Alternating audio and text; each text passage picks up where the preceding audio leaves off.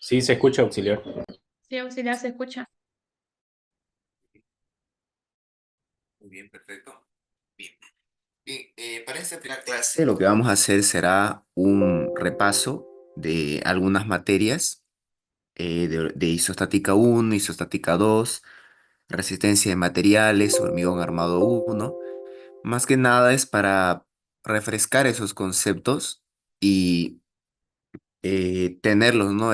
Bastante presentes, ya que en sí la materia de hormigón armado 2 es más que nada aplicación de varias teorías que ya hemos visto a lo largo de la carrera. Por favor, si en algún momento escuchan algún corte o ven, digamos, alguna interrupción, por favor me lo pueden hacer saber al micrófono o escribiendo a través del chat del Zoom. Yo estoy pendiente de ambos. Muy bien, permítame un rato. A ver,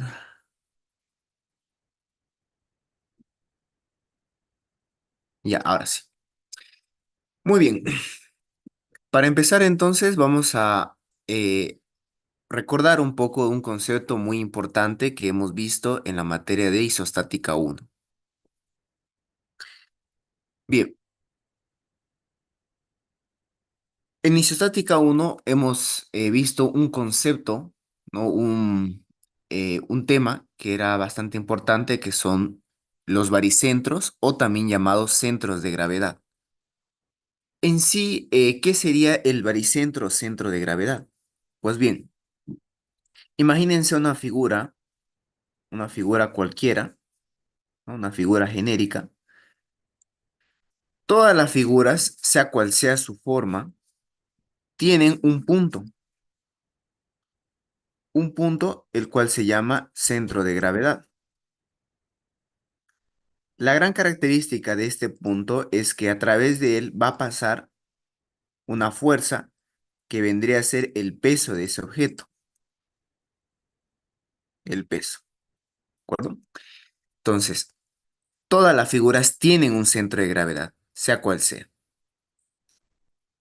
Aquí pueden apreciar algunos ejemplos. Tenemos una figura tipo H, una figura tipo T, una figura tipo C y una figura circular hueca.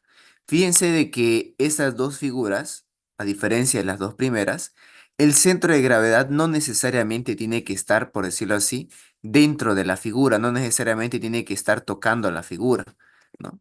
Como pueden ver aquí en esta figura tipo C y esta figura circular hueca. Ahora, ¿cómo es que se demuestra este centro de gravedad? ¿Cómo es que se obtiene? Fíjense que en realidad esto es un punto. Entonces, lo que en realidad vamos a calcular no sería el punto en sí, sino las coordenadas para ese punto. ¿De acuerdo? Bien, ¿cómo se calcula entonces esas coordenadas para ese punto? Fíjense que para ello existen unas fórmulas generales, unas fórmulas que involucran integrales, estas dos de acá, ¿no? Para calcular la coordenada en X del centro de gravedad y para calcular la coordenada en Y del centro de gravedad. Muy bien. En función a esta fórmula general es que se han demostrado fórmulas para calcular las coordenadas del centro de gravedad para diferentes figuras. Solo por mencionar las más destacadas tenemos el rectángulo, que sabemos muy bien de isostática uno, que su centro de gravedad se encuentra a la mitad de la base y la mitad de la altura. Del triángulo, si tomamos como referencia la esquina, ¿no? La esquina del rectángulo que tiene 90 grados, el centro de gravedad se encuentra a una distancia de un tercio de la base y un tercio de la altura. Otro caso sería el triángulo isósceles, que se encuentra, tomando en cuenta los ejes en la esquina inferior izquierda, estaría a la mitad de la base y un tercio de la altura. Entre otras figuras que podríamos resaltar, tendríamos al círculo circunferencia, al medio círculo, un cuarto de circunferencia y la elipse. Nuevamente recalco, todas estas coordenadas, todas estas distancias, todas estas fórmulas se demuestran a partir de esta fórmula general. Es como una fórmula primigenia. Todas las demás fórmulas de coordenadas hacia centros de gravedad salieron de acá. Ahora, eso sería por parte de figuras geométricas bien sencillas, ¿no? Son figuras geométricas básicas, cuadrados, triángulos, rectángulos, entre otros. Pero, ¿qué pasa ahora cuando tenemos una figura que tiene mayor detalle? ¿no? Eh, tiene una mayor complejidad. Cuando tengamos una figura que tenga mayor detalle y esta figura la podamos separar, fíjense, la podamos dividir, seccionar en figuras geométricas más sencillas, a esto se lo conoce como una figura o sección compuesta. Para poder calcular el centro de gravedad de este tipo de figuras de secciones compuesta, tiene también su propia fórmula. Fíjense acá, estas dos fórmulas de acá. X y en Y utilizando sumatorias. Ahora, fíjense que estas dos fórmulas son exactamente, bueno, son las mismas que teníamos acá, ¿no? Solo que ahora estamos utilizando una sumatoria en vez de una integral. Esta fórmula primigenia usa la herramienta matemática de la integral porque considera que la figura no tenga un borde definido, ¿no? Un borde que podamos expresarlo a través de una recta, a través de una línea, ¿no? Sino de que lo podamos expresar a través de una curva. Pero cuando tenemos bordes bien definidos, podemos utilizar esta fórmula de acá. Muy bien. Ahora, cabe recalcar que el centro de gravedad es un punto, ¿no? Y disculpen que lo repita varias veces, pero es muy importante que quede claro lo siguiente. Fíjense acá. El centro de gravedad, al ser un punto, realmente no cambia. Es decir, ese punto sigue siendo el mismo, sigue siendo ese mismo punto y está exactamente en la misma ubicación dentro de este rectángulo. Por ejemplo, si nos pidiesen calcular cuántas son las coordenadas del centro de gravedad para este rectángulo que tiene ejes X, perdón, eje X y un eje Y, diríamos lo siguiente, ¿no? Diríamos de que la coordenada en X sería base medio, B medio, y la coordenada en Y sería H medio. Así ya hay una fórmula para esto. Ahora, planteémonos el siguiente caso. ¿Qué pasaría si esta figura lo desplazásemos hacia arriba una distancia d? Fíjense que al hacer eso, al mover este rectángulo hacia arriba a una distancia d, el centro de gravedad, este punto, sigue siendo el mismo. Sigue estando en la misma posición. Lo que varía, lo que se modifica son las coordenadas. En este caso, la coordenada XG va a seguir siendo B medio, ¿no? Solamente se ha desplazado hacia arriba. Entonces, la coordenada X vale B medio. Sin embargo, la coordenada Y ahora va a valer ¿cuánto? Aquí valía H medio, la mitad de la altura, se le va a sumar esta distancia D, ¿no? Este desfase. Por lo tanto, el YG va a ser igual a D más H medio. Ahora, ¿qué pasaría si este mismo rectángulo lo desplazamos una distancia D' hacia la derecha? Fíjense, nuevamente el centro de gravedad, ese punto, sigue estando dentro de este rectángulo, ¿no? Sigue estando a la mitad de la base y la mitad de la altura. Lo que se va a modificar serían estas coordenadas, XG, así, y YG. YG va a seguir siendo el mismo que el anterior, ¿no? Ahora, es el XG el que ahora va a valer ¿cuánto? D' más la mitad de la base. D' más B medio. Muy bien, entonces, qué conclusión podemos sacar de esto? El centro de gravedad realmente sí se mantiene, o sea, realmente no cambia. Lo que realmente van a cambiar son las coordenadas, y eso depende mucho de nuestros ejes de referencia, ¿no? En este caso, fíjense de que al desplazarlo, ¿no? Al desplazar este rectángulo, ¿no? Si lo vemos desde el punto de vista, desde el rectángulo, más bien pareciera que es este eje el que se ha desplazado, ¿no? Pero es bien relativo esto del desplazamiento que hay entre este rectángulo con el eje. Muy bien, veamos ahora un ejemplo. Fíjense, esta propiedad es bastante útil para poder calcular, para poder analizar figuras compuestas. Veamos el siguiente ejemplo. Dice, para la siguiente sección, determinar su centro de gravedad, ¿no? Más exactamente es determinar o calcular la coordenada hacia el centro de gravedad. Bien, fíjense en lo siguiente.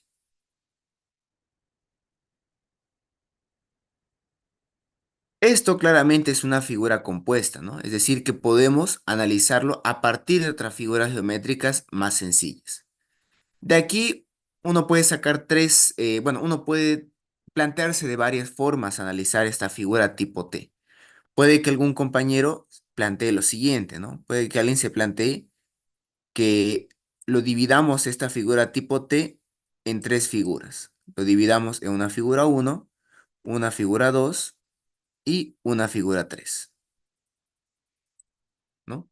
Ahora, puede ser de que haya otro compañero que plantee lo siguiente. ¿Qué pasaría si en realidad lo dividimos en un solo rectángulo aquí en la parte de arriba y un rectángulo en la parte de abajo? Fíjense, otra idea sería dividirlo solamente en dos figuras. La gran pregunta es, ¿cuál de los dos estaría bien? ¿No? Ambos estarían bien. O sea, si realmente uno se pone a analizar o se pone a resolver de las dos formas, las dos van a llegar exactamente al mismo resultado. Sin embargo, hay un comentario en esto, y es que recordemos que la fórmula para calcular figuras compuestas dice lo siguiente, ¿no? Para calcular la coordenada, en el caso de la coordenada en X, dice sumatoria de áreas por su distancia X dividido entre la sumatoria de áreas. Entonces, fíjense de que en esta fórmula va a depender mucho de la cantidad de figuras en las cuales nosotros lo dividamos.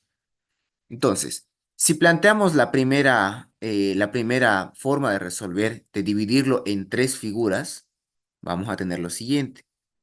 Aquí vamos a tener área uno por su distancia x1 más área 2 por su distancia x2 más área 3 por la distancia x3, ¿no? Y todo esto dividido entre área uno más área 2 más área 3. Bien, entonces, de esta forma quedaría la fórmula, ¿no? La fórmula para figuras compuestas si lo dividimos en tres figuras. Pero si lo analizásemos solamente en dos figuras, fíjense de que ahora, ¿no? Si lo analizásemos solamente en dos figuras, esta fórmula se vería más pequeña, ¿no? Se reduciría la cantidad de operaciones, ¿de acuerdo?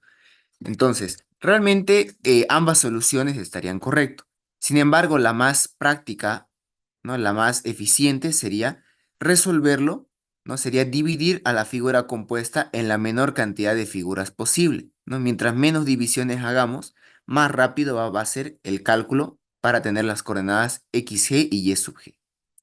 Entonces, ¿cuál planteamiento, cuál de estas dos soluciones vamos a hacer? Vamos a hacer la que solamente divide esta figura en dos, en un rectángulo para la parte de arriba y un rectángulo para la parte de abajo. Bien, veamos entonces cómo podemos resolver este ejercicio de manera metódica. Tenemos lo siguiente. Vamos a dividir esta figura tipo T en dos rectángulos, uno para la parte de arriba y otro para la parte de abajo. Identificamos entonces, vamos a tener una figura uno y una figura 2, ambos son rectángulos. Por lo tanto, para ambos aplica la fórmula que dice que el centro de gravedad está a la mitad de la base y la mitad de la altura. Y que el área del rectángulo sabemos bien que es base por altura. Bien, siguiente paso. Vamos a calcular las coordenadas hacia el centro de gravedad de cada una de las figuras. Empecemos por la figura uno, esta de acá. Veamos cuánto sería la coordenada hacia el centro de gravedad de esta figura. Si vemos bien de este gráfico, podemos apreciar lo siguiente. La coordenada en X, tomando en cuenta que esto es un rectángulo, sabemos que el centro de gravedad está a la mitad de la base. En este caso, la base vale 20, la mitad de 20 sería 10. Por lo tanto, la coordenada en X sería 10 centímetros. Ahora veamos qué pasa para la coordenada en Y. Acá tenemos lo siguiente. La altura vale 3. Como es un rectángulo, la mitad de la altura va a ser 1,5 centímetros. Ahora, esta distancia que hay acá, Fíjense que sería como un desfase. Acuérdense del ejemplo que dimos hace un rato del rectángulo que lo desplazábamos, ¿no? Que lo movíamos hacia arriba y luego hacia la derecha. Esta distancia de acá vendría a ser como ese desfase, como esa distancia D. En este caso vale 8 centímetros. Entonces, la distancia Y para el centro de gravedad de la figura 1 sería 1,5 más los 8 centímetros, 9,5 centímetros. Bien, adicional también estamos calculando el área de este rectángulo, base 20, altura. Exactamente lo mismo vamos a hacer para la figura 2, que podemos apreciar que es un rectángulo, ¿no? También es un rectángulo. Entonces, la ubicación del centro de gravedad de esta figura, aquí sería a la mitad de la base, la mitad de 4 sería 2 centímetros, más esta distancia, más este desfase, 8. 8 más 2, 10 centímetros para la coordenada en X, y la coordenada en Y sería la mitad de 4, ¿no? La mitad de 4 que es la altura del rectángulo 2, pero la mitad de 8 que es la altura del rectángulo sería 4. ¿No? Entonces ahí tenemos que las distancias en X van a ser 10 y, y 4.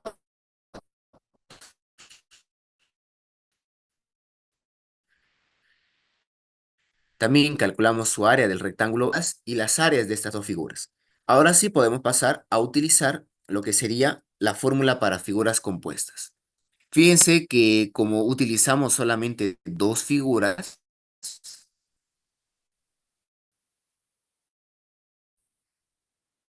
aquí al desarrollar esta fórmula solamente A1 más una figura 2, X2 por A2.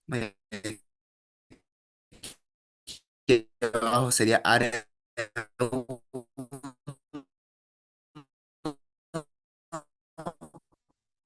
más área 2. Lo mismo aquí abajo, pero para las Y. Procedemos entonces a reemplazar, nos da 10 centímetros y para Y nos da 7,587 centímetros. Siempre es bueno acompañar el resultado con un gráfico, ¿no? Para que se pueda apreciar mejor el resultado. Vemos entonces que estas distancias en X vale 10 centímetros y en Y 7,59. Es decir, tendríamos el centro de gravedad ubicado en esta parte. Este sería el centro de gravedad de toda la figura tipo T. Ahora, si pueden apreciar a mayor detalle este gráfico, este ejemplo, podemos apreciar que hay algo en particular, hay algo que llama mucho la atención.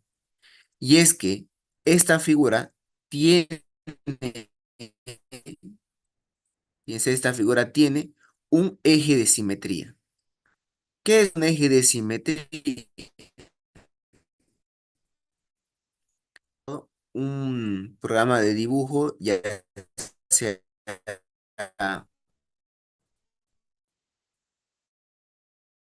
AutoCAD, Vectorworks, verán que estos programas tienen un comando que se llama, que vendría a ser el eje de simetría.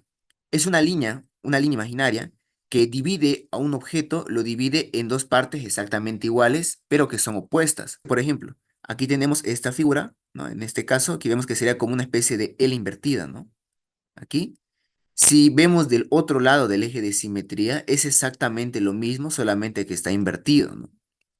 Eso viene a ser un eje de simetría, es como un espejo. Ahora, fíjense que en el eje de simetría, o mejor dicho, fíjense que el centro de gravedad está dentro del eje de simetría. Y esto es algo que siempre va a pasar. Cada vez que se tenga un eje de simetría, el centro de gravedad va a estar dentro de ese eje, va a estar dentro de esa línea. Siempre va a ocurrir eso. Bien, ahora, ¿para qué nos sirve ese eje de simetría? Hasta el momento estamos hablando qué es, digamos, ¿no? El eje de simetría. Pero ¿para qué nos sirve? ¿Para qué, en qué nos va a ayudar en los baricentros o centros de gravedad? Pues bien, cada vez que veamos un eje de simetría, podemos tener la certeza de que el centro de gravedad de dicha figura va a estar dentro de ese eje. Entonces, si hubiésemos tomado en cuenta el eje de simetría desde el inicio, fíjense que podríamos haber calculado directamente una de las coordenadas, en este caso la coordenada en X, ¿no? Directamente podríamos haberla calculado Sumando, fíjense acá, 8 centímetros más la mitad de 4 2 10 centímetros, sin necesidad de haber utilizado esta fórmula de acá, ¿no? Directamente del gráfico podríamos haber calculado la coordenada XG y el YG nos hubiéramos molestado en calcularlo, ¿no? A través de la fórmula de figuras compuestas. Bien, entonces esa es la gran ventaja que se tiene de un eje de simetría cada vez que tengamos que analizar una figura.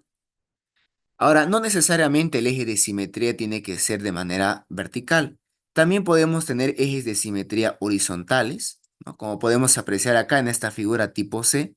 Fíjense que en un eje de simetría horizontal, la coordenada y sub g podemos calcularla directamente. Si tuviéramos un eje de simetría vertical, como era el caso del ejemplo anterior, podemos calcular directamente la coordenada xg, ¿no? Así como podríamos haber hecho en este caso, en esta figura. Ahora, hasta aquí todo bien, ¿no? Con los ejes de simetría.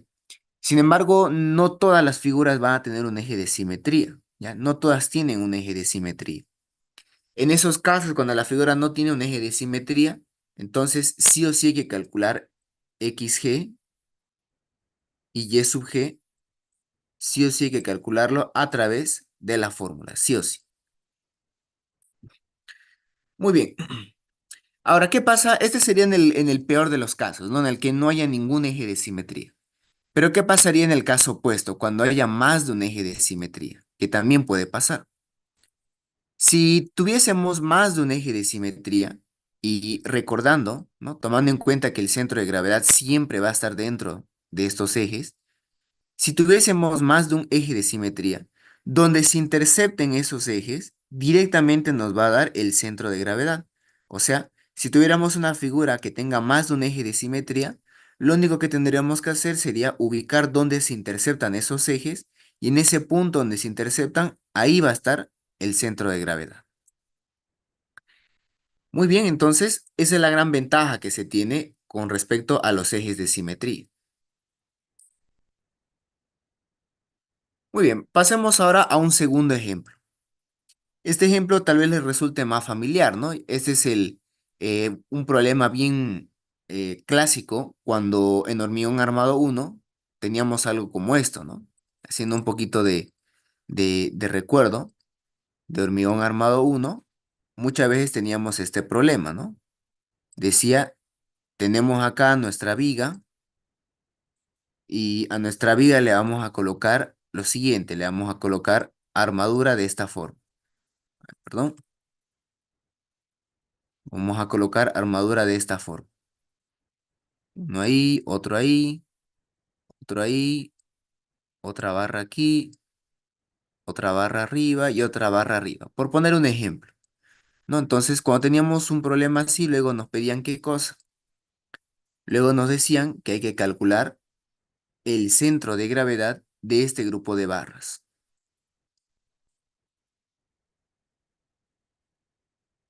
¿no? Teníamos que calcular el centro de gravedad de este grupo de barras.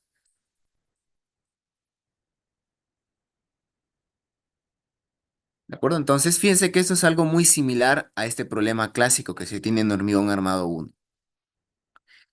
Bien, ¿cómo podríamos calcular este centro de gravedad de este grupo de círculos, tomando en cuenta las propiedades que hemos mencionado hace un rato?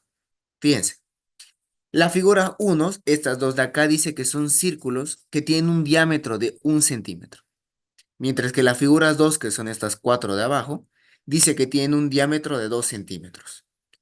Ahora, sabemos bien que el centro de gravedad de un círculo coincide con el centro de dicho círculo, ¿no? Y aquí en este gráfico tenemos las coordenadas que nos dan directamente la ubicación de los centros de gravedad de todos estos círculos, de estos 6 círculos. Bien, calculemos entonces el centro de gravedad de todo este conjunto de figuras. Fíjense, de entrada podemos apreciar lo siguiente, que existe un eje de simetría. Ahí está, lo tenemos ahí. Por lo tanto, como hay un eje de simetría, directamente podemos calcular esta distancia que sería la coordenada x sub g, ¿no? Nuevamente, si hay eje de simetría, podemos calcular una de las coordenadas directamente. En este caso, 9 centímetros. Bien, ahora la distancia y sub g es la que sí o sí tendríamos que calcular, ¿no? Porque no hay un eje de simetría de esta forma, no hay. Bien, calculemos entonces la coordenada en Y. Fíjense.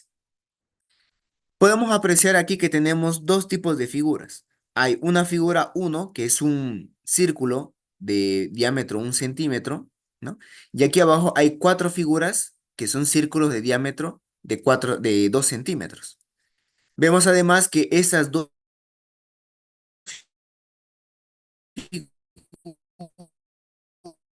figuras, fíjense, como tienen el mismo, tienen otra cosa en común. Y es que la distancia hacia su centro de gravedad de estas figuras, fíjense, de la figura 1, voy a remarcarlo acá.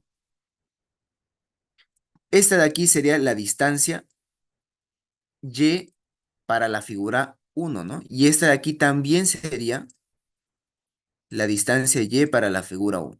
Entonces podemos apreciar que estas dos figuras, aparte de tener la misma área,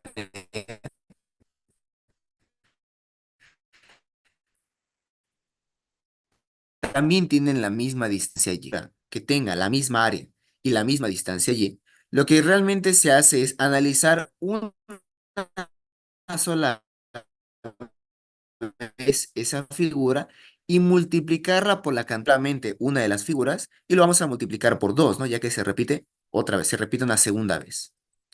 Y la figura 2 de acá abajo, la que tenemos estos cuatro círculos, exactamente lo mismo. Tienen el mismo diámetro, por lo tanto tienen la misma área y además tienen la misma distancia Y, ¿no? La misma distancia en Y hacia su centro de gravedad. Los cuatro tienen la misma distancia Y. Por lo tanto, lo que en realidad se va a hacer será analizar una sola vez la figura y lo vamos a multiplicar por 4, ¿no? Ya que vemos que se repite hasta una cuarta vez. Bien, ya tenemos entonces estas dos distancias, pero ya tenemos estos dos tipos de figuras. Podemos pasar a calcular el centro de gravedad para todas estas figuras en su conjunto.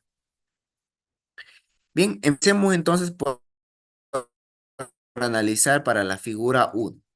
Como hemos mencionado, estas figuras al ser un círculo, su centro de gravedad se encuentra dentro del círculo, ¿no? Al centro del círculo. Bien, su diámetro es 1 centímetro. Aplicando la fórmula de área, tenemos que el área de este círculo sería pi por 1 al cuadrado sobre 4, 0,785 centímetros cuadrados. Las coordenadas de referencia que nos están dando son distancias que directo van hacia el centro de gravedad de este círculo. Por lo tanto, la distancia desde el eje X hacia el centro de gravedad de estos círculos, el Y1, vendría a ser 3 más 3, 6 centímetros. Mientras que para la figura 2 sería, como el diámetro vale 2 centímetros, el área va a ser pi por 2 al cuadrado sobre 4, 3,142 centímetros cuadrados. Y la distancia Y de estas figuras va a ser solamente 3 centímetros. Muy bien, entonces ya tenemos identificado la figura 1 una sola vez, lo hemos analizado, y la figura 2 una sola vez. Ahora a continuación vamos a utilizar la fórmula para figura compuesta y lo vamos a multiplicar por las veces que se repite. Recordemos, para la figura 1 lo vamos a multiplicar por 2 y para la figura 2 lo vamos a multiplicar por 4. Bien, entonces calculamos. La coordenada para hallar la distancia Y aplicando la fórmula de figuras compuestas sería Y1 por A1 lo estamos multiplicando por 2, ya que se repite dos veces. Y la figura 2 por 4, tanto arriba en el numerador como en el denominador. Reemplazamos todos los datos, Y1, Y2, área 1, área 2, y esto nos da que la coordenada en Y había sido 3,33 centímetros. Siempre es bueno acompañar el resultado que calculamos con un gráfico. Aquí entonces tendríamos lo que sería el gráfico, fíjense, la coordenada en X 9 centímetros y la coordenada en Y sería 3,33 centímetros. De esta forma tenemos entonces las coordenadas para el centro de gravedad de este conjunto de barras, ¿no? De este conjunto de círculos. Muy bien, eso sería entonces por parte del tema de las inercias, ¿ya? Eso es lo que respecta al tema de inercia. Pero eso es lo que respecta con respecto al baricentro, centros de gravedad. Ahora veamos un repaso de lo que era las inercias, ¿no? También llamado momento de inercia, momento de segundo orden. ¿No? Este igual es otro concepto que veíamos en isostática 1. Ahora, respecto al tema de las inercias, realmente el tema de inercias es bastante amplio, ¿no? Es bastante largo, ¿no? Que es casi, bueno, es toda una unidad en isostática 1 analizar las inercias. Para este curso vamos a enfocarnos solamente en lo necesario que vamos a ocupar de inercias, ¿no? No vamos a aquí a detener, a explicar a detalle todo lo relacionado a inercias, solamente lo justo y necesario. Bien, si quisiéramos definir lo que es la inercia, ¿no? Más allá de que en realidad la inercia tiene, ¿no? un concepto matemático, si quisiéramos definirlo con nuestras propias palabras, podríamos decir que la inercia es un valor, es una magnitud que nos indica qué tanto es la resistencia que tiene un objeto al giro, es decir, a doblarse en otras palabras. Veamos el ejemplo clásico que se utiliza para explicar las inercias. Fíjense acá, este es un ejemplo bastante clásico y que detalla, ¿no? y explica bien, ¿no? Puede apreciarse de mejor manera lo que es la propiedad de la inercia.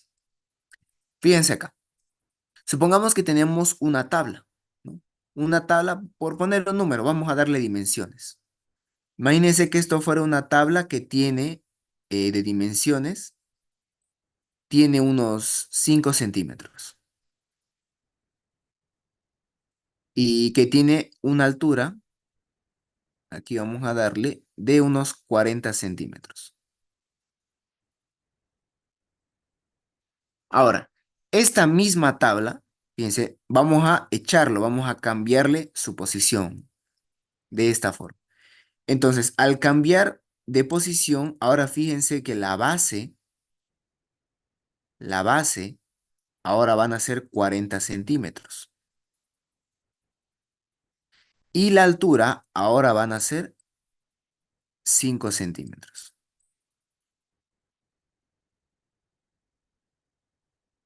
Fíjense, esta tabla sigue siendo la misma, el mismo material, no ha cambiado en ningún momento, sigue siendo el mismo material, sus dimensiones siguen siendo las mismas, no le estamos quitando nada.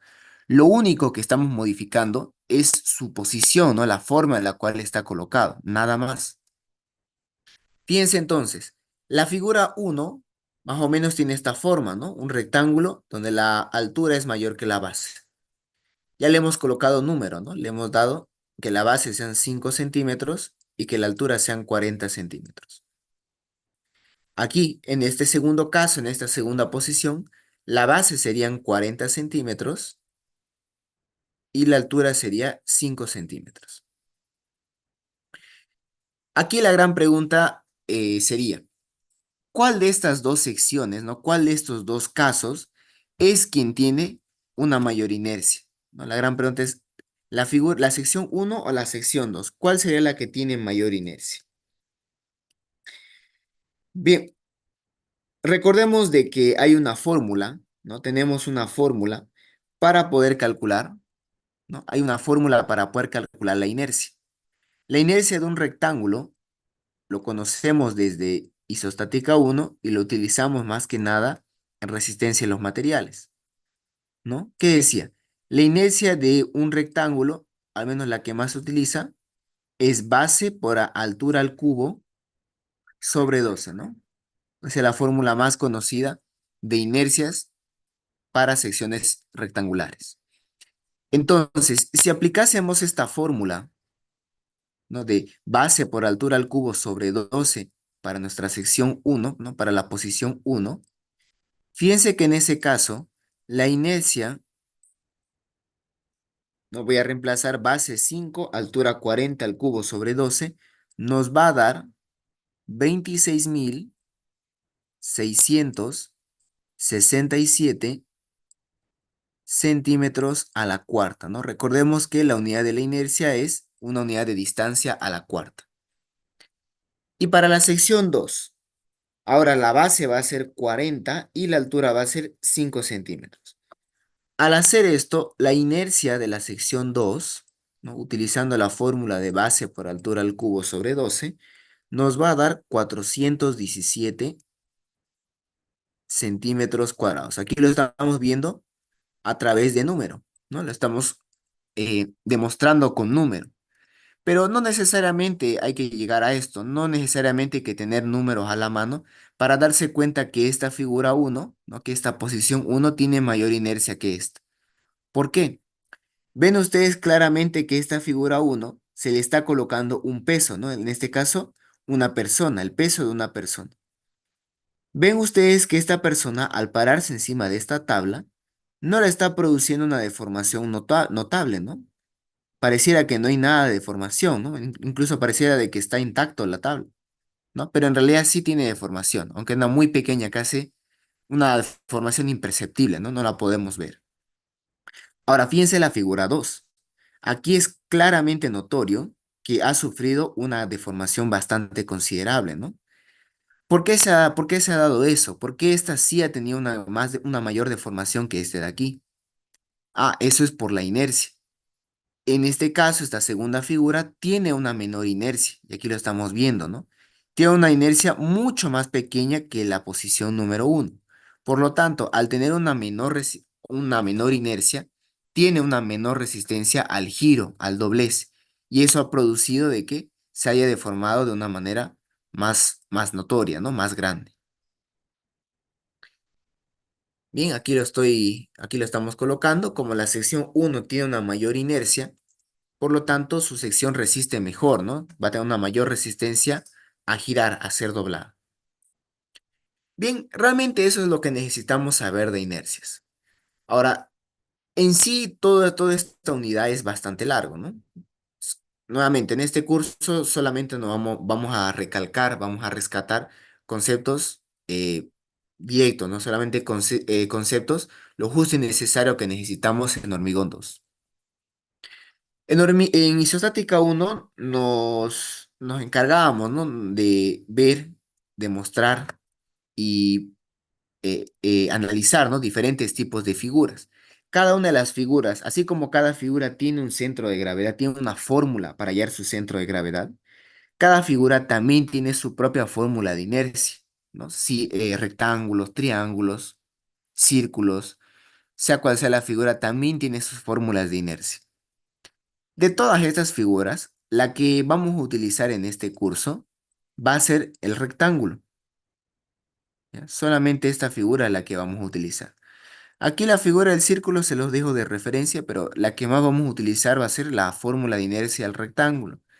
Y de hecho, de estas fórmulas que vemos acá, la que más se va a utilizar es la que más se conoce, ¿no? La que ustedes ya han visto varias veces.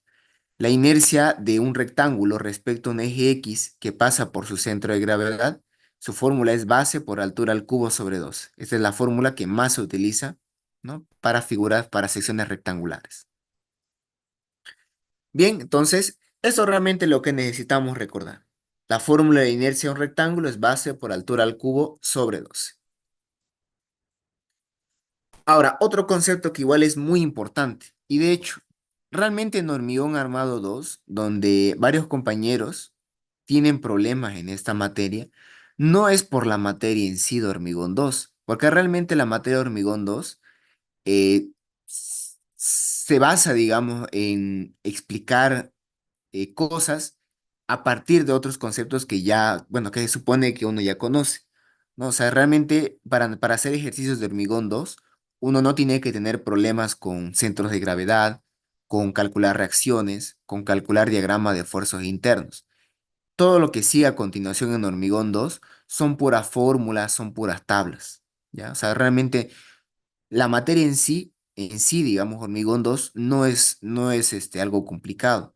Donde uno tiene problemas muchas veces es por cuestiones de reacciones, por cuestiones de esfuerzos internos, por cuestiones un poquito problemas en centros de gravedad. Nada más, ahí es donde realmente está el mayor problema en esta materia. Bien, entonces para hacer un poco de repaso, ¿no? Para tratar un poco de refrescar esos conocimientos, vamos a repasar lo que era el tema de reacciones, reacciones de vínculo, ¿no? Es un tema que es la base, ¿no? Es el pilar fundamental de isostática uno, ¿no? Todo lo que concierne al tema de reacciones. Bien, veamos. Para que un sistema esté en equilibrio, ¿no? La resultante de todas las fuerzas, ¿no? Y momentos tiene que ser igual a cero. A ver, veámoslo a través de un ejemplo, ¿no? Que no sea solamente puro texto. Si tuviésemos una figura genérica, una figura cualquiera, y a esta figura le aplicásemos una fuerza, ¿no? Una fuerza, una acción, aquí una fuerza, le voy a colocar una fuerza, una acción, ¿qué va a producir esta fuerza? ¿Qué va a hacer esta fuerza a esta figura? Lo que va a hacer será desplazarlo. Va a hacer que esta figura cambie su posición,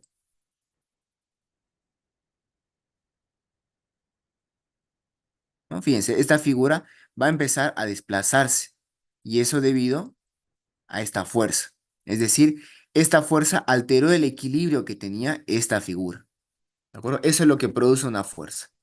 Entonces, aquí nos preguntamos, ¿cómo podemos evitar entonces que este objeto deje de moverse? Si sabemos que es esta fuerza lo que está haciendo que el objeto se mueva. Ah, lo que hay que hacer es cancelar, lo que hay que hacer es anular esta fuerza, no hay que hacerla desaparecer. Pero ¿cómo podemos hacer desaparecer una fuerza? Con otra fuerza. Fíjense, vamos a colocar aquí otra fuerza, una fuerza opuesta. Cuando decimos una fuerza opuesta, nos referimos a que esto es una fuerza que tiene la misma dirección, ¿ya? Tiene la misma intensidad, o sea, tiene la misma magnitud. Si esto fueran 10 kilos, esto también va a ser 10 kilos. Pero la gran diferencia es que el sentido es contrario. Si en este caso esta fuerza está yendo hacia la derecha, esta va a ir hacia la izquierda, ¿no? Se está oponiendo, es una fuerza opuesta. Ah, perfecto. Entonces, si logramos hacer aparecer esta fuerza, si logramos canalizar esta fuerza tal que se simplifique, o sea, se anule con la acción, ¿no? Con esta fuerza que está produciendo un movimiento, si logramos hacer que entre estas dos se cancelen, entonces ahora el objeto este ya no se está moviendo, ¿no? Ya que ya no está esa fuerza que le producía un movimiento. Si han llevado isostática uno con el ingeniero Solís, él muchas veces recalcaba lo siguiente, ¿no? Él decía, si pudiera resumir mi materia en una sola palabra, sería equilibrio. Pues realmente isostática se basa de eso. Es toda una materia para estudiar y explicar, ¿no? Cómo es que podemos equilibrar, cómo es que podemos anular estas fuerzas a través de otras fuerzas. Bien, ahora aquí estamos hablando de manera muy general, ¿no? Cuando decimos aquí esta es una fuerza y esta es otra fuerza. Realmente, si quisiéramos diferenciar estas dos fuerzas, sería de la siguiente manera. Esta que está de color rojo sería una acción, mientras que esta que está de color azul sería una reacción, una fuerza que se opone a la acción, ¿ya? Ahora, nosotros en isostática uno le llamábamos acciones, ¿no? A todas aquellas fuerzas que perturban el equilibrio de un sistema, ¿no? Que perturban el equilibrio de un objeto. A estas alturas, ya con un nivel más avanzado en ingeniería civil, a las acciones nosotros las llamamos cargas, ¿no? Así lo conocemos como cargas.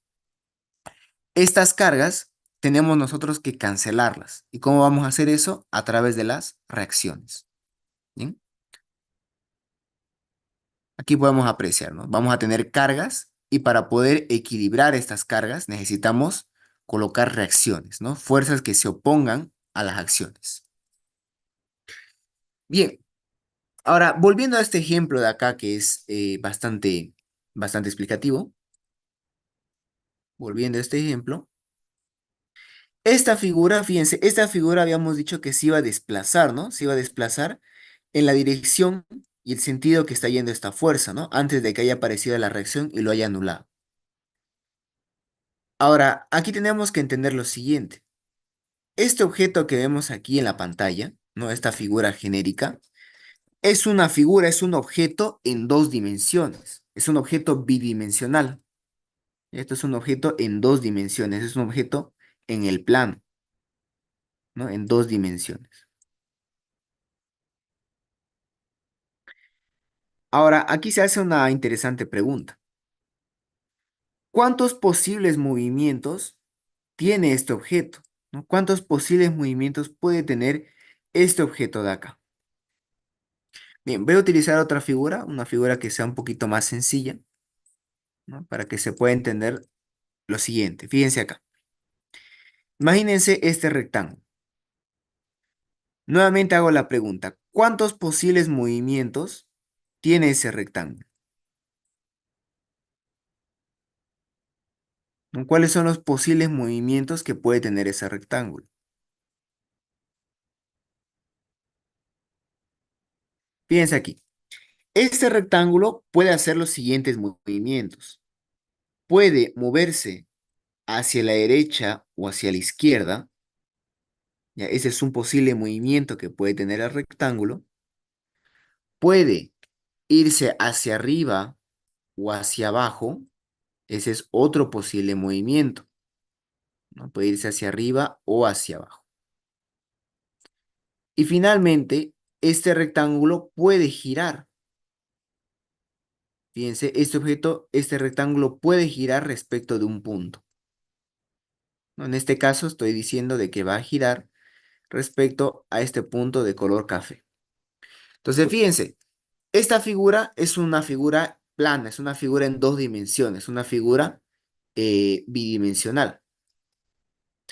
Este rectángulo, al ser un objeto bidimensional, tiene tres posibles movimientos. Puede un movimiento horizontal, puede moverse hacia la derecha o la izquierda. Tiene un movimiento vertical, puede irse hacia arriba o hacia abajo. Y tiene movimiento rotacional, es decir, puede girar, ¿no? Así puede girar de varias formas, ¿no? De varias formas y respecto de un punto. Esto que vemos acá, fíjense, los posibles movimientos que puede tener un objeto se lo conoce también como grados de libertad, ¿ya? Así que si en algún momento se preguntan qué son los grados de libertad, uy, no son más que los posibles movimientos que puede tener un objeto. Nada más que eso. Esa es su definición. Y permítanme un rato, voy a mover esto acá. Ahí. Esos son los grados de libertad. Son todos los posibles movimientos que puede tener un objeto.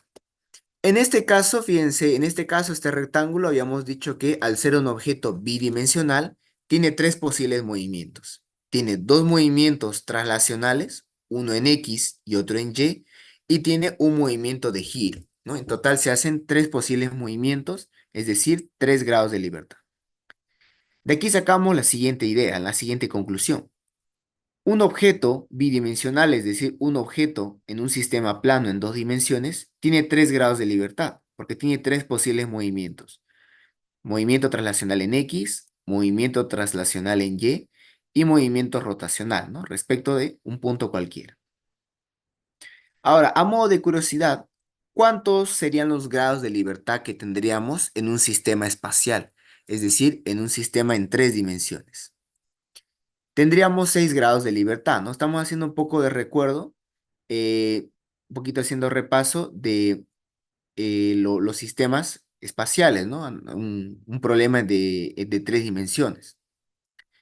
Si mal no recuerdo, este tipo de problemas, este tipo de casos, este tipo de ejercicios, se lo ve más que nada en hiperestática, ¿no? Y en análisis matricial, ¿no? Ahí se ven problemas en tres dimensiones, ¿no? Problemas en el espacio.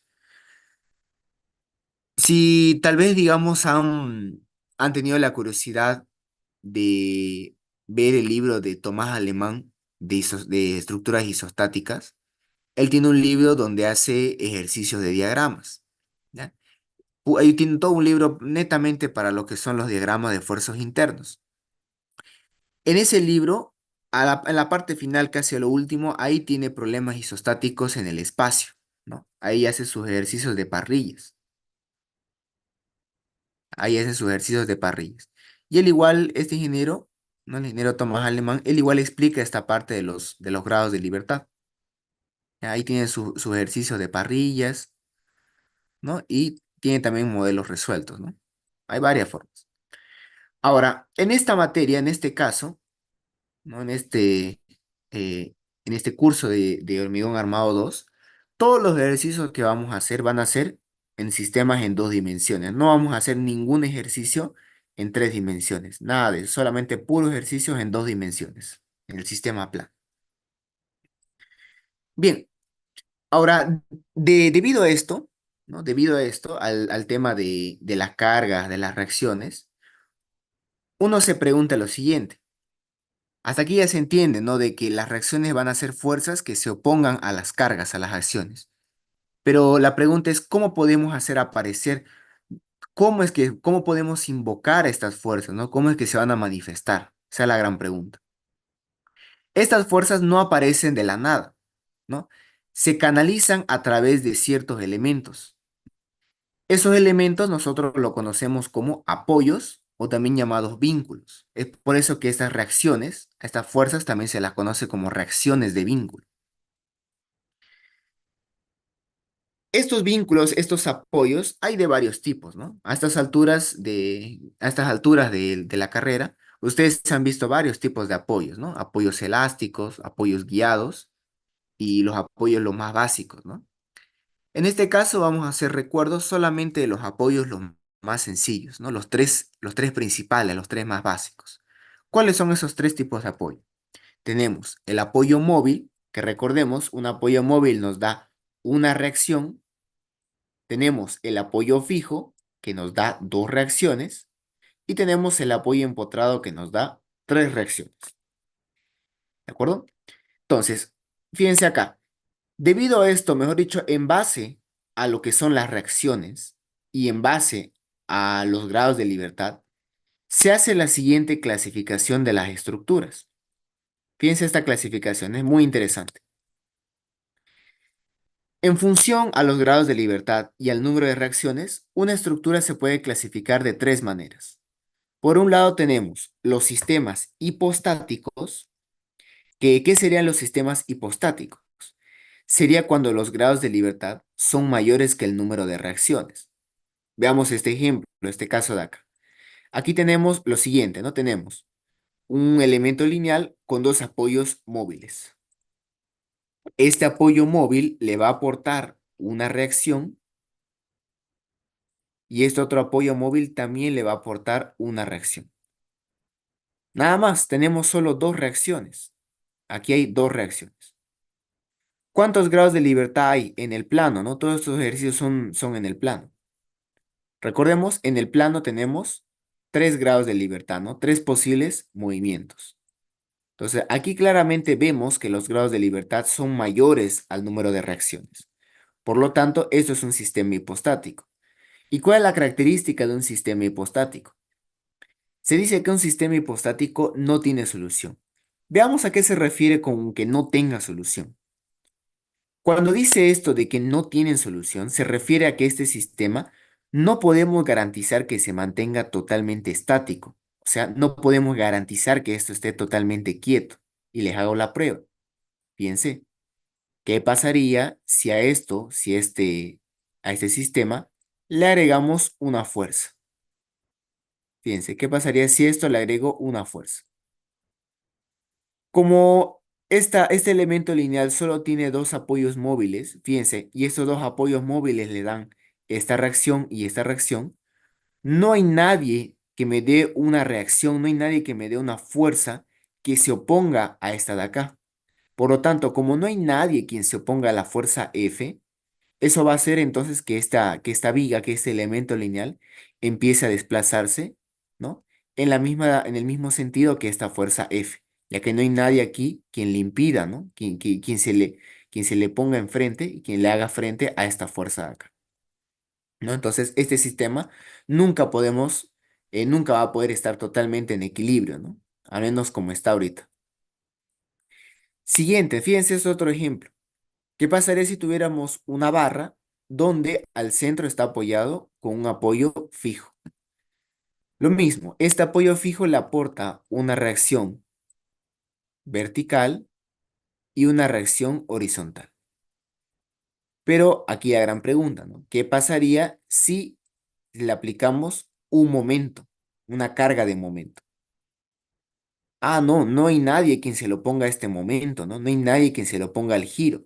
Por lo tanto, eso va a hacer de que esta barra de acá, que esta barra empiece a girar, ya que no hay nadie quien se lo ponga, ¿no? No hay nadie quien le haga frente. Por lo tanto, debido a este momento, esta barra va a empezar a girar, va a empezar a moverse, ¿no? Entonces, vemos ahí que los sistemas hipostáticos, cuando dice que no tiene solución, se refiere a que no hay manera, ¿no? Al menos con las condiciones que tiene, no hay manera de garantizar que esté totalmente en equilibrio, ¿no? Porque basta con que venga cierto tipo de fuerza y, por decirlo así, ¿no? Y empieza y lo frega todo, ya no puede estar en equilibrio y empieza a moverse. Eso sería por parte de los sistemas hipostáticos. Ahora, ¿qué pasa cuando los grados de libertad son iguales que el número de reacciones? En estos casos ya estamos hablando de un sistema isostático, ¿no? Y los ejemplos más clásicos que tenemos son los siguientes. Tenemos una viga simplemente apoyada con un apoyo móvil y un apoyo fijo, ¿no? En este caso, el apoyo móvil le va a dar tres reacciones, pero el apoyo móvil le va a dar una reacción y el fijo le va a dar dos reacciones. En total vemos que esto hace tres, ¿no? Total tenemos tres reacciones. ¿Cuántos grados de libertad hay en el plano en un sistema en dos dimensiones? Tres, ¿no? Tres grados de libertad. Entonces, 3 grados de libertad igual al número de reacciones. Este sistema es isostático. Y aquí abajo, otro ejemplo igual muy usado, el tema del voladizo, ¿no? Del tema del apoyo empotrado. El apoyo empotrado nos va a dar una reacción vertical, una reacción horizontal y una reacción de momento. Tres reacciones. Lo mismo, 3 igual a 3, por lo tanto el sistema es isostático. Cuando tenemos un sistema isostático, estas reacciones, estas fuerzas de acá, la podemos calcular directamente utilizando las ecuaciones de equilibrio. Cuando decimos ecuaciones de equilibrio, ¿nos referimos a qué cosa? Nos referimos a la fórmula que dice sumatoria de fuerzas verticales igual a cero, sumatoria de fuerzas horizontales igual a cero y sumatoria de momentos igual a cero. Con utilizar esas tres fórmulas ya es suficiente para calcular las reacciones. Y bien, ¿y qué pasaría ahora cuando el número de reacciones es mayor a los grados de libertad? Ahí viene el otro tema. Ahí viene lo que son los sistemas hiperestáticos. Fíjense estos ejemplos. Tenemos aquí una barra que tiene apoyo empotrado en ambos extremos. Este apoyo empotrado le va a dar tres reacciones. Una vertical, una horizontal y una de momento. Del otro lado lo mismo, ¿no? Vamos a tener una reacción horizontal, una vertical y una reacción de momento.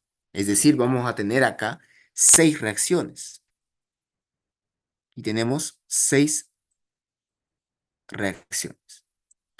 Y aquí abajo, en este ejemplo de esta viga con dos apoyos fijos. Aquí tenemos 1, 2, 4 reacciones en total. Nuevamente, aquí el número de reacciones es mayor que los grados de libertad. Que recordemos, en el plano, los grados de libertad son 3. Bien, cuando se tiene un sistema hiperestático, ahora aquí igual me gustaría aclarar algo. En isostática 1, ¿qué nos decían? Nos decían que el sistema hiperestático tiene muchas soluciones, que tiene infinitas soluciones. A medida que fuimos avanzando, ¿no? A medida que fuimos cursando más materias, resistencia de los materiales 1, resi 2, hipermatricial, hemos aprendido que un sistema hiperestático no tiene muchas soluciones. Tiene igual que los sistemas isostáticos, también tiene una única solución, ¿no? Un único valor para las reacciones verticales, un único valor para las horizontales, un único valor para las reacciones de momento. Sin embargo, para poder calcular estas reacciones en un sistema hiperestático, no solo hacían falta las ecuaciones de equilibrio, sino que también teníamos que utilizar otras ecuaciones, las llamadas ecuaciones de compatibilidad de deformación, ¿no? Ahí recién con la ecuación de equilibrio y las de compatibilidad recién podríamos calcular las reacciones en sistemas hiperestáticos. Muy bien, eso sería por parte de las reacciones. Es un tema bastante amplio, ¿no? Bastante interesante que se ve en la materia de isostática 1. Pero aquí a fines prácticos, con tener estos conceptos en mente es más que suficiente. Bien, para complementar toda esta parte teórica, hagamos el siguiente ejercicio.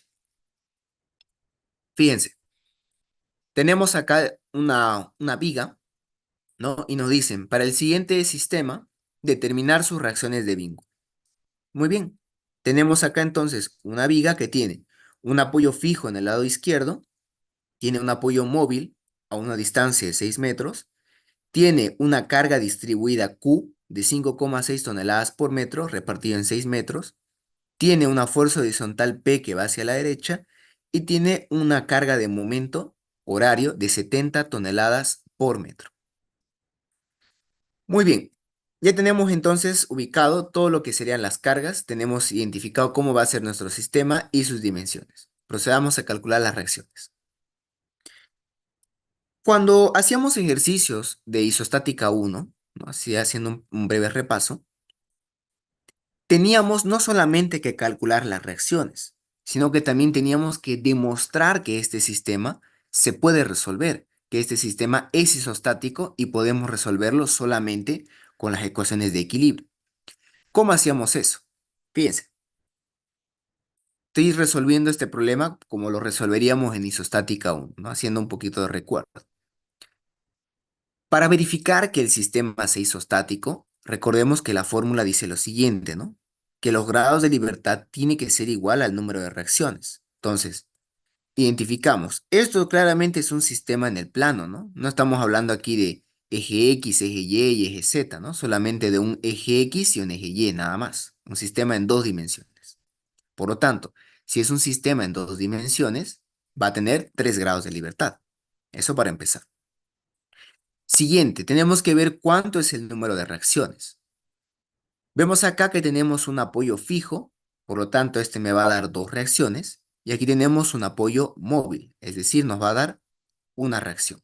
2 más 1 nos va a dar en total 3 reacciones. Entonces, decimos, ¿los grados de libertad son igual que el número de reacciones? Sí, 3 es igual a 3. Por lo tanto el sistema es isostático. Y ahora sí, recién procedíamos a calcular las reacciones con las ecuaciones de equilibrio, con la certeza de que esto tiene solución, ¿no? Bien, ¿cómo resolvíamos entonces este tipo de ejercicios? ¿Cómo calculábamos las reacciones? Teníamos que asumir, ¿no? Asumíamos un sentido, ¿ya?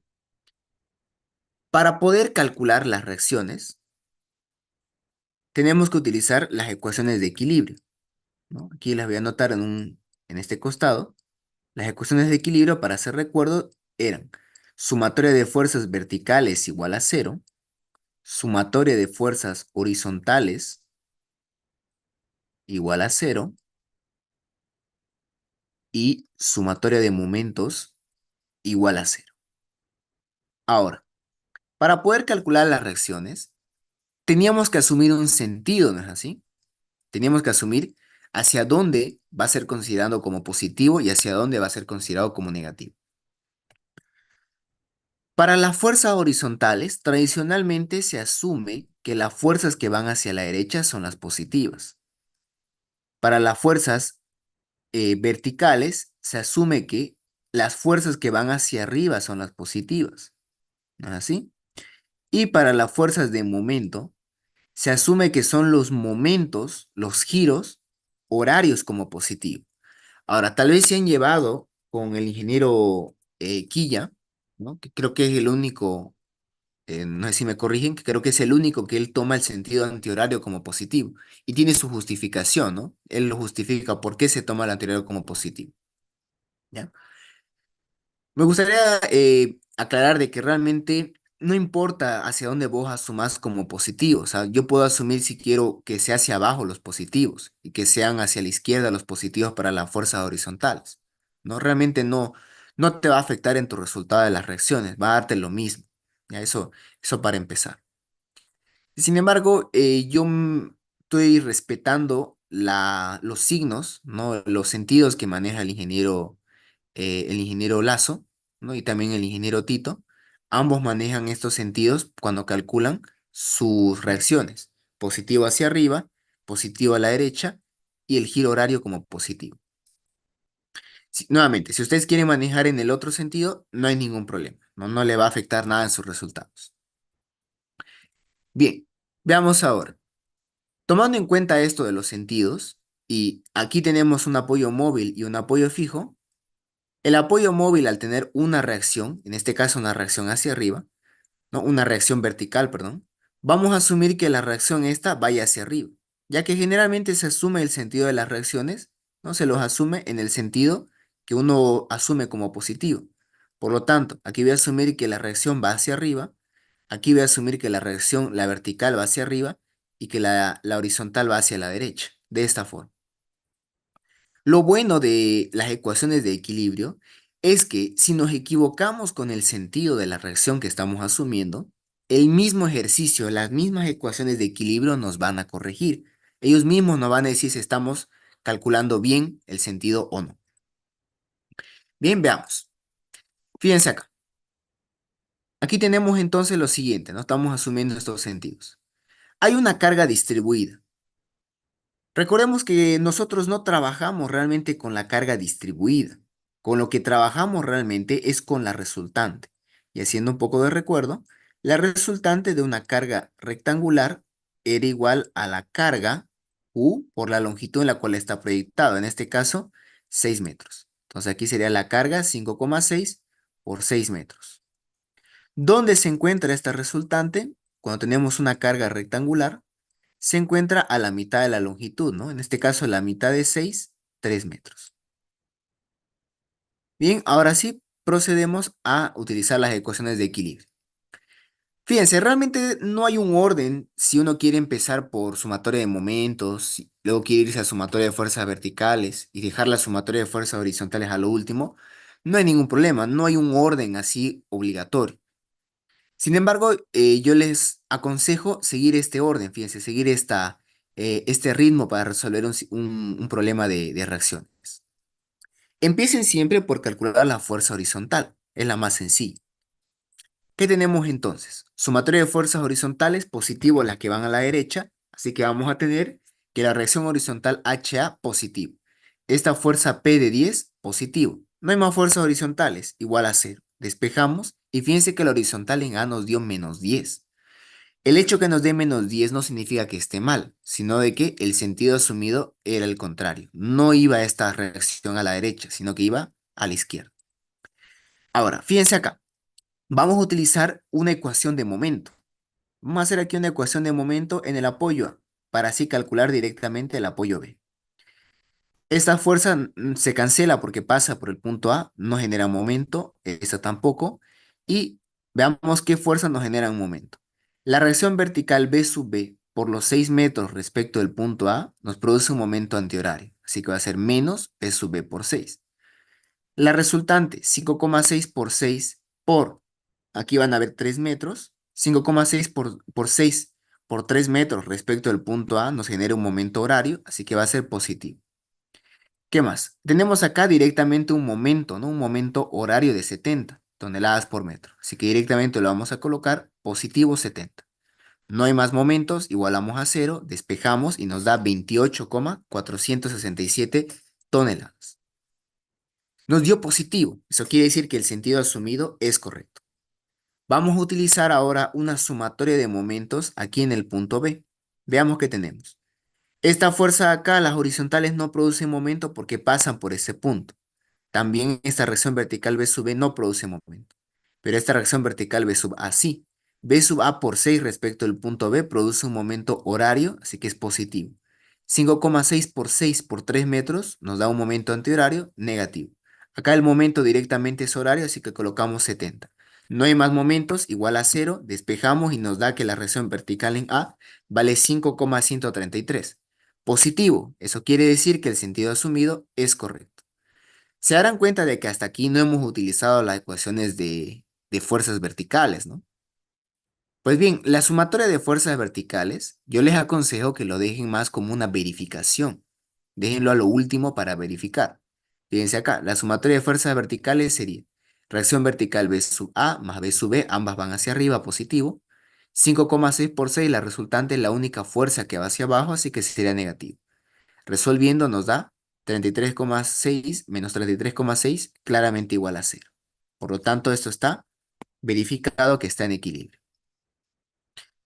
Muy bien, esta verificación pareciera que es insignificante porque se hace bastante rápido, pero así sea algo michi, ¿no? Algo sencillo, sí o sí lo tienen que hacer, no lo pueden obviar. ¿Por qué? Por ejemplo, si sus reacciones están mal calculadas, ¿qué creen que va a pasar con el diagrama de esfuerzos internos? Con el diagrama de cortantes y con el diagrama de momento. No les va a cerrar, ¿no? Si están mal calculadas las reacciones, recuerden ustedes de isostática 2, no les va a cerrar los diagramas y por lo tanto va a estar mal hecho. Entonces vale la pena invertir aquí unos segundos haciendo la verificación con tal de tener la certeza de que están bien calculadas tus reacciones y calcular tus diagramas tranquilamente. Bien, aquí anotamos entonces cómo nos queda, fíjense, las reacciones junto a las cargas. Todo este sistema está en equilibrio. Realmente es todo un arte ver cómo es que todas las fuerzas pareciera, ¿no? Que fuera todo caótico. Fíjense, fuerzas aquí, fuerza allá, un momento, una fuerza aquí, otra fuerza acá. Pero nosotros en el fondo sabemos de que esto está en equilibrio, ¿no? Por todo esto, todas estas ecuaciones que hacemos. Bien, ahora otro concepto ya para el último, para esta clase, ¿no? Esta clase de repaso. Recordemos lo que eran los esfuerzos internos. Vamos a pasar directamente a hacer un ejercicio, directamente. No nos vamos a enfocar mucho en la parte teórica. Directo vamos al ejercicio. Fíjense acá. Dice, para el siguiente sistema, determinar los esfuerzos internos de cortante y de momento. Fíjense lo que tenemos. Una viga que tiene un tramo acá de 3 metros, un voladizo, y hay otro tramo entre el apoyo A y el apoyo B de 6 metros. Hay una carga distribuida rectangular en toda la viga y aquí hay otra carga distribuida solamente entre el tramo A y B. Estas cargas son 2,3 toneladas por metro y 1,6 toneladas por metro respectivamente. Bien, cómo se resolvía? ¿Cómo es que se calculaban los diagramas de esfuerzos internos? Pues bien, lo primero que hacíamos era calcular las reacciones, ¿no? Aquí en esta parte no me voy a detener mucho, ya lo hemos abordado en el ejemplo anterior. Aquí les dejo la memoria de cálculo. Fíjense, calculamos las reacciones con sumatoria de momentos y dejamos la verificación, dejamos la sumatoria de fuerzas verticales como una verificación, ¿no? Para asegurarnos de que estén bien calculadas las reacciones. Bien, ahora sí, enfoquémonos en esto. Esto es lo que más nos interesa. Para calcular el diagrama de esfuerzos internos de cortante y de momento, hay dos métodos, ¿no? Existen dos métodos. Bueno, en realidad hay más, pero los que más conocemos son dos. El llamado método de los puntos, ¿no? Vamos a ponerlo así, el método de los puntos, que consistía en lo siguiente, ¿no? Consistía en calcular los esfuerzos internos de ciertos puntos en específico, ¿no? Calcular cuánto valía el momento, o bueno, el cortante, digamos, cuánto valía el cortante en este punto, a la izquierda y a la derecha, calcular cuánto vale el cortante en otro punto, y a partir de ahí tratar de reconstruir, ¿no? El diagrama con conocimientos previos, ¿no? De isostática 2. Ese es el método de los puntos. Es más rápido, ¿no? Es más rápido.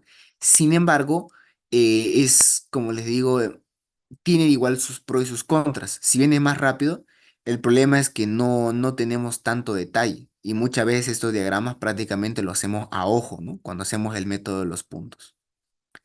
Ahora, ¿qué pasa con el método de las ecuaciones?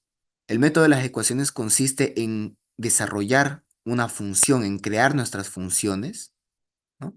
Y a partir de esas funciones que tengamos, ¿no? A partir de esas funciones que creemos, podemos reemplazar, ¿no? En ciertos puntos podemos reemplazar los valores de ciertos puntos y a partir de ahí calcular el diagrama, ¿no? Tener ahí la certeza de cómo va a ser el diagrama.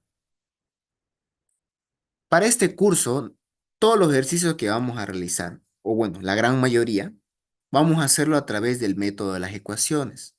ya que el método de las ecuaciones tiene algo que el método de los puntos nunca lo va a poder reemplazar.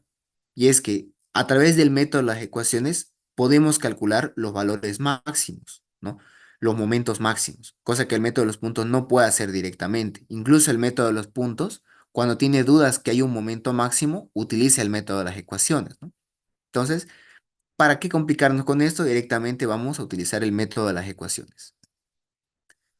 Ahora, para hacer el método de las ecuaciones, tenemos que entender un concepto pero muy importante de isostática 2. Y es que para analizar un problema, para poder calcular, para poder diagramar, hay que entender bien, o mejor dicho, hay que definir bien si queremos resolver un ejercicio de izquierda a derecha, o sea, queremos analizar el ejercicio de izquierda a derecha, o si lo queremos analizar de derecha a izquierda. ¿Ya? No es lo mismo analizar de izquierda a derecha que de derecha a izquierda.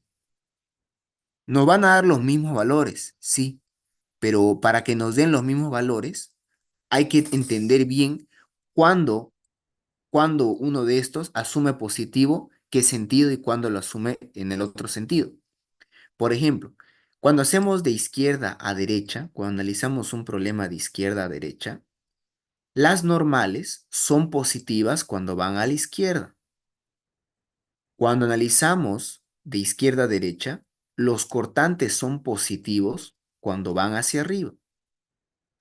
Cuando analizamos momentos de izquierda a derecha, los momentos positivos son los horarios.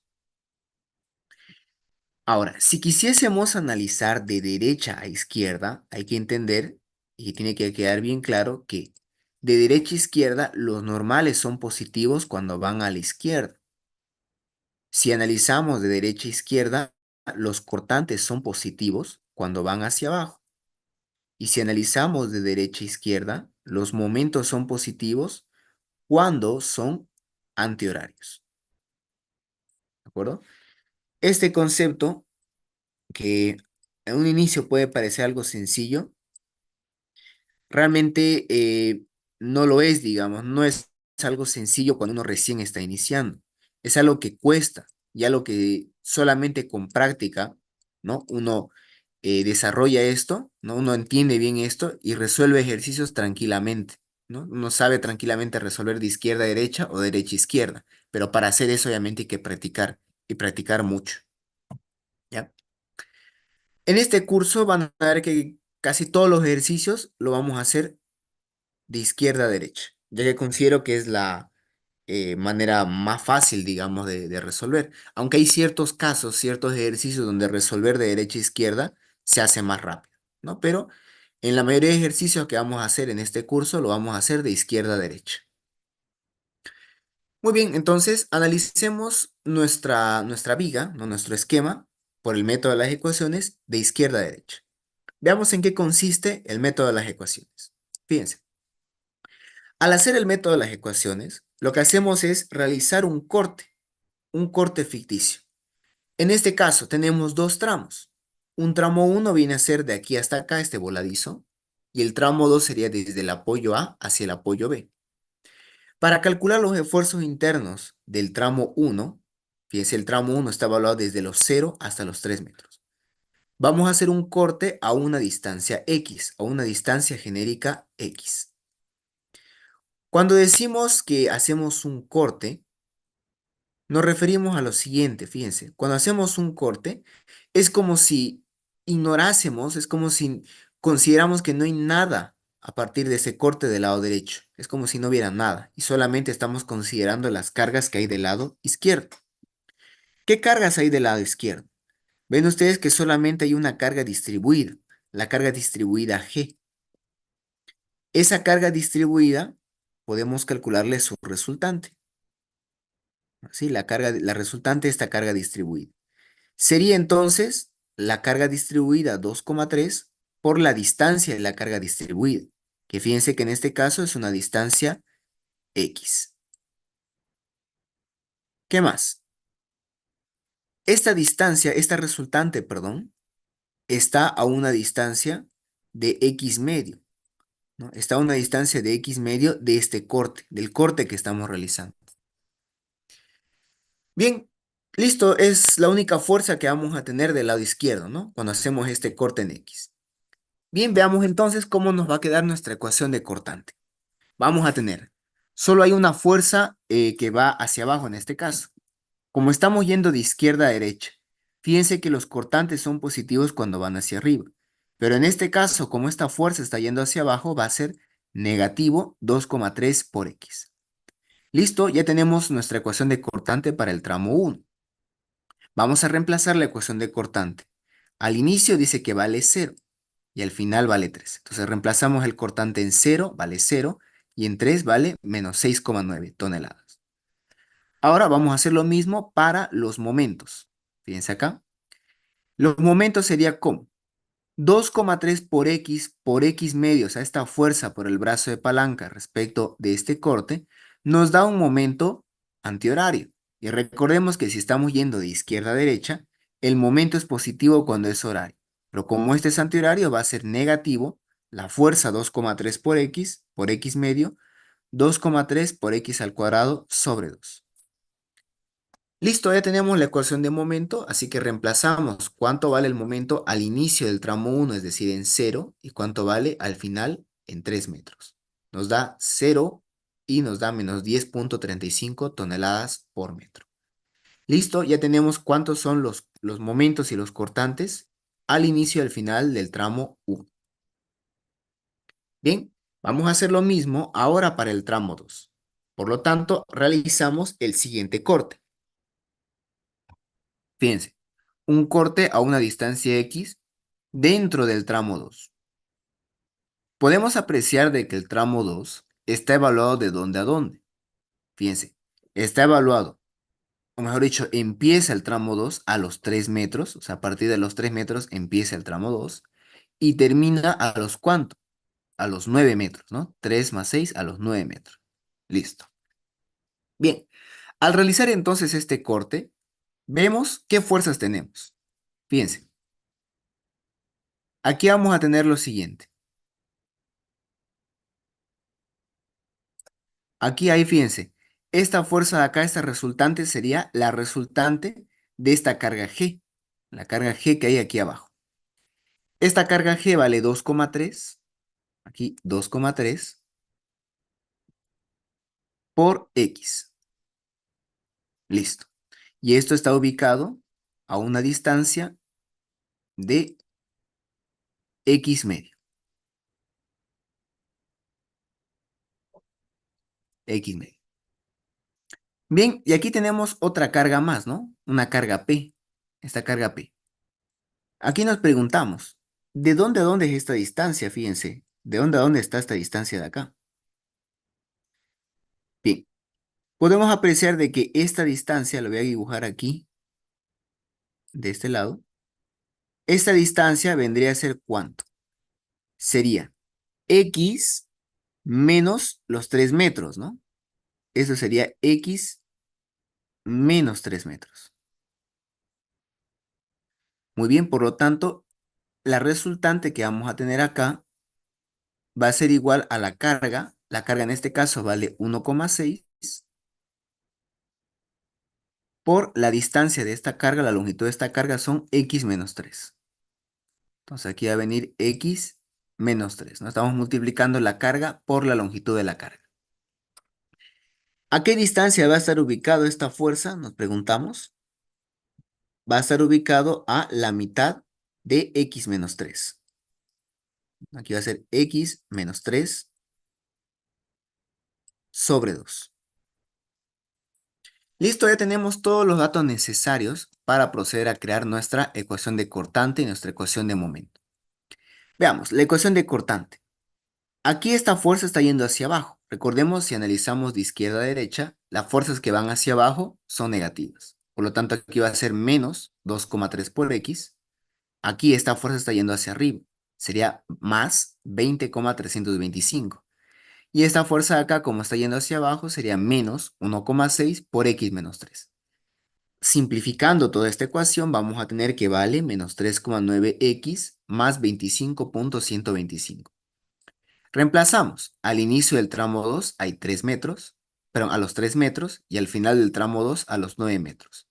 Vemos que al inicio vale 13,43 toneladas y al final 9,98. Hay algo aquí que nos llama bastante la atención, y es que si el cortante cambia de signo, si vemos que hay un cambio de signo en los cortantes, eso quiere decir que hay un momento máximo en ese tramo. ¿Ya? Es muy importante recalcar esto. Aquí le voy a hacer con un gráfico a lo rápido para que se entienda la lógica que hay detrás de esto.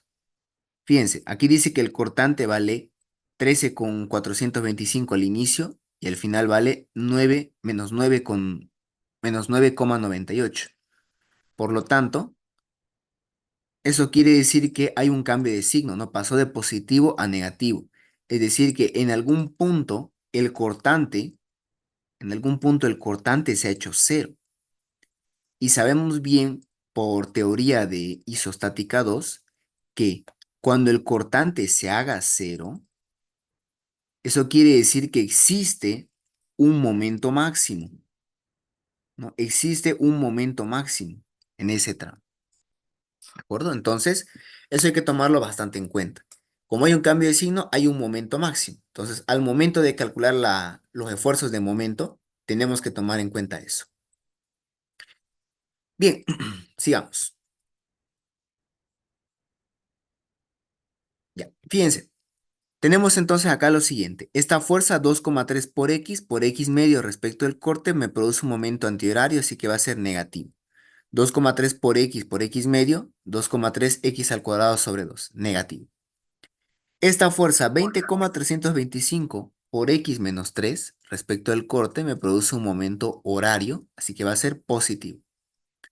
Y finalmente acá, la fuerza de 1,6 por X menos 3 por X menos 3 sobre 2 nos da un momento antihorario, así que va a ser negativo. Esta de aquí sería nuestra ecuación de momento para el tramo número 2.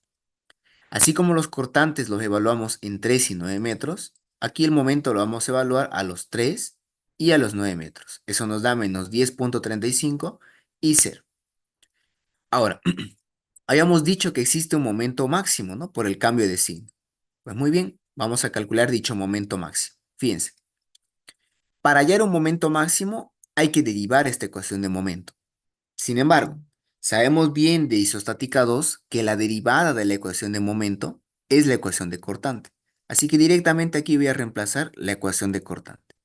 Lo igualamos a cero, despejamos la distancia x y en esta distancia es donde se encuentra el momento máximo.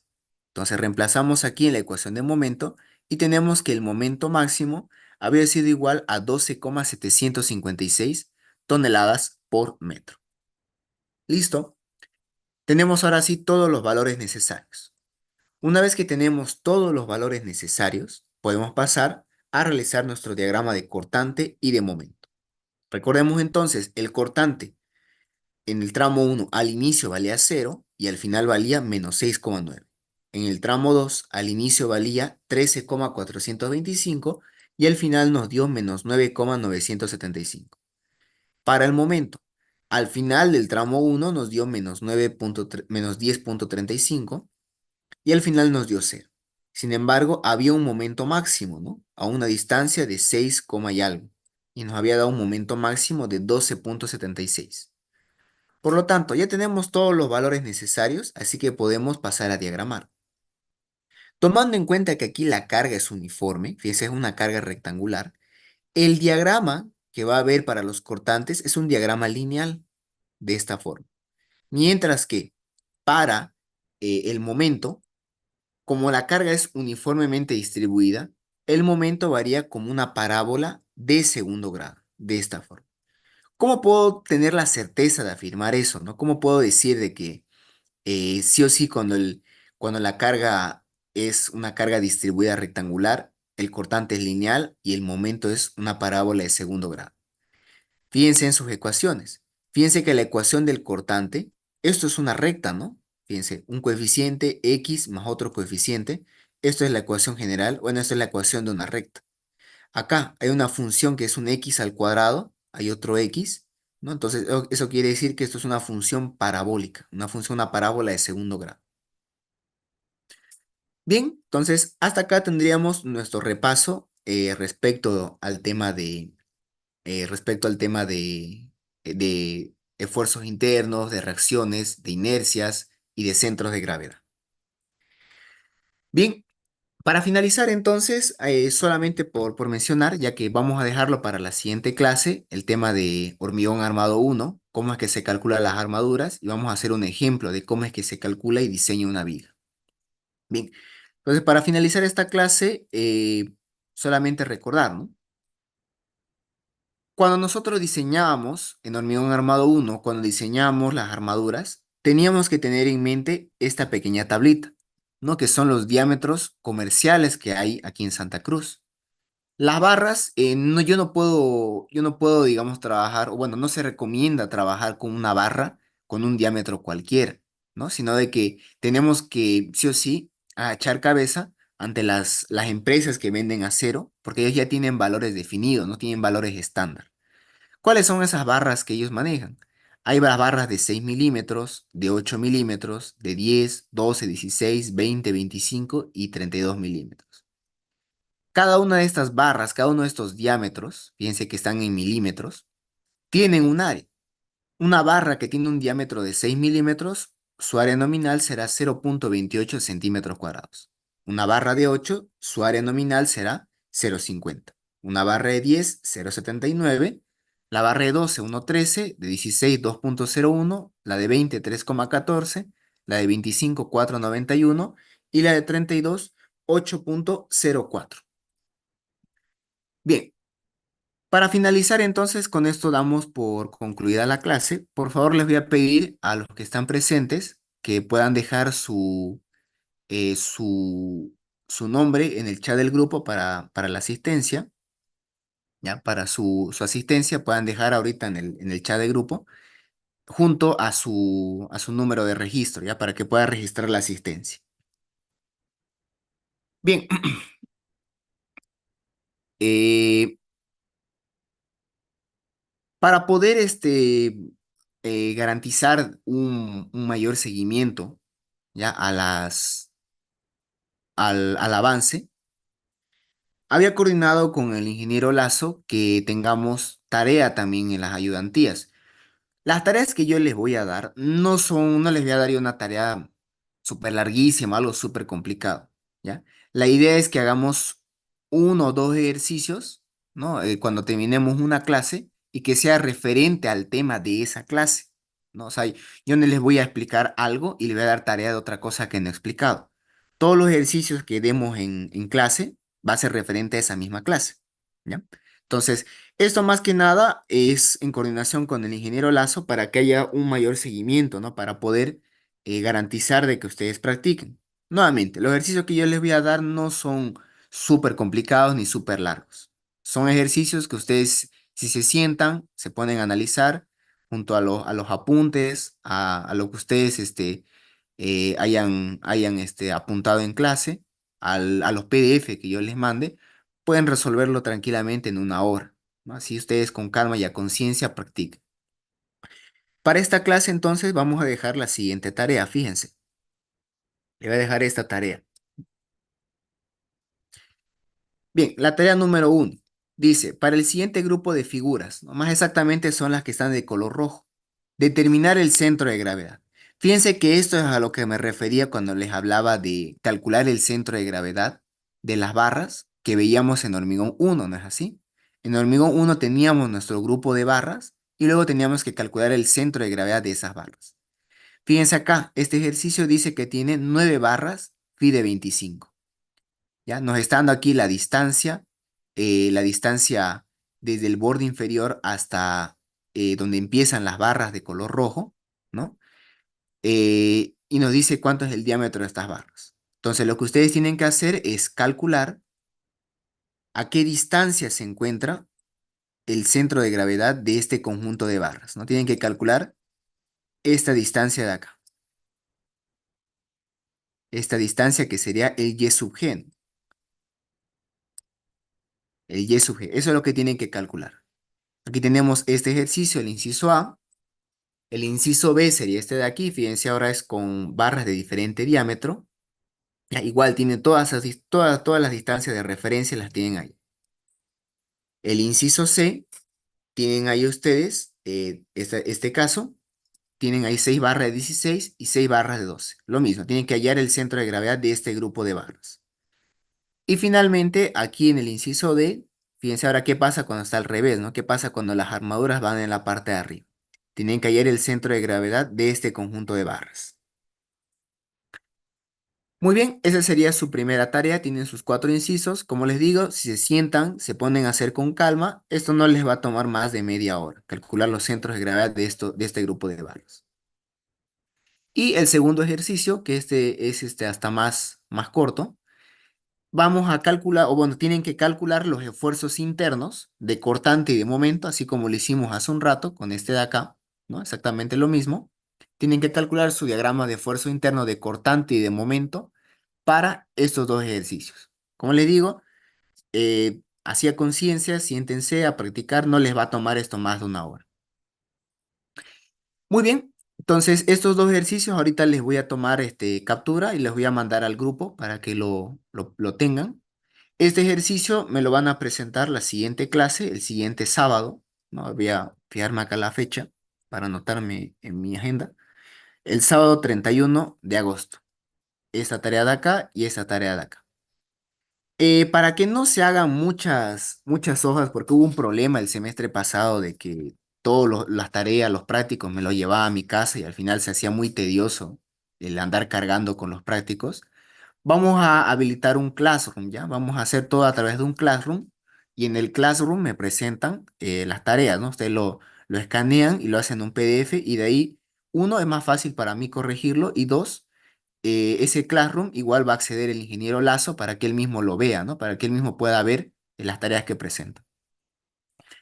Bien, entonces nos veríamos el día de mañana. Recuerden que las ayudantías son 2 veces a la semana, ¿no? Eso es lo que se ha quedado en clase. El día sábado, solamente por hoy hemos iniciado tarde. Hemos iniciado a las 6 de la tarde por el tema del congreso, ¿no? Y el ingeniero me pidió de que la clase sea más tarde. Y el día de mañana, ¿no? Los días domingos, a partir de las 4 de la tarde, de 4 a 5 y media de la tarde. ¿Ya? Ese es el segundo horario de ayudantía. Ya, entonces, nos vemos el día de mañana a las 4 de la tarde. Igual, los días domingos son de manera virtual, ¿ya? Para continuar con el tema de la nivelación. No sé si tienen alguna duda o consulta antes de ir terminando.